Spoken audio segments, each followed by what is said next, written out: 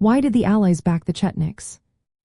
Imagine a world torn apart by war, where alliances shift and loyalties are tested. That's exactly what happened in Yugoslavia during World War II. The Allies initially supported the Chetniks because they looked like the natural resistance force.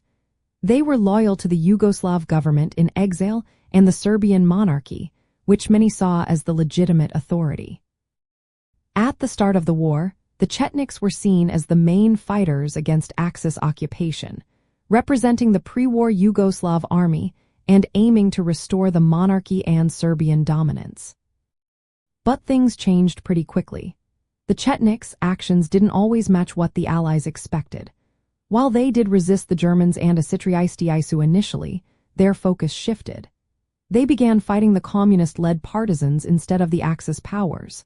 Their anti-communist stance was strong, and they saw the partisans as their main enemy. To avoid German reprisals against civilians, the Chetniks often avoided attacking Axis troops directly. Instead, they sometimes collaborated with the Germans and Idaisu to fight the partisans.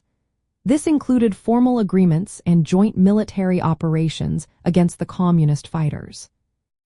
The Allies' support was also influenced by their concern over civilian casualties. They believed that the Chetniks' limited attacks on Axis forces helped reduce harsh reprisals on civilians.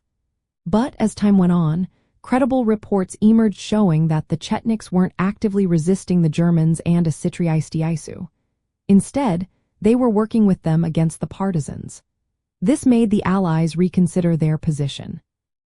By 1943, the Allies began shifting their support to the partisans.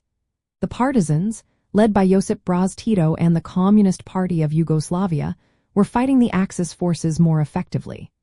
They also gained more popular support among the Yugoslav people.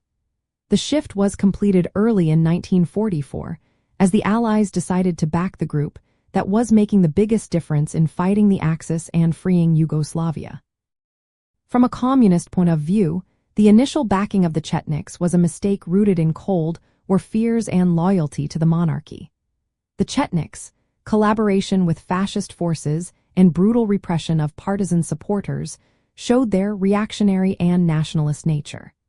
They opposed the communist-led movement that wanted to unite Yugoslavia under socialist ideals of brotherhood and unity.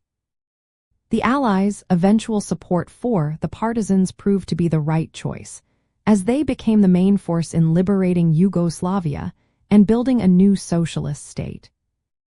In the end, the Allies' support was based on their hope that the Chetniks would be the main resistance. But as facts came to light about their collaboration and focus on fighting communists, the Allies shifted their backing.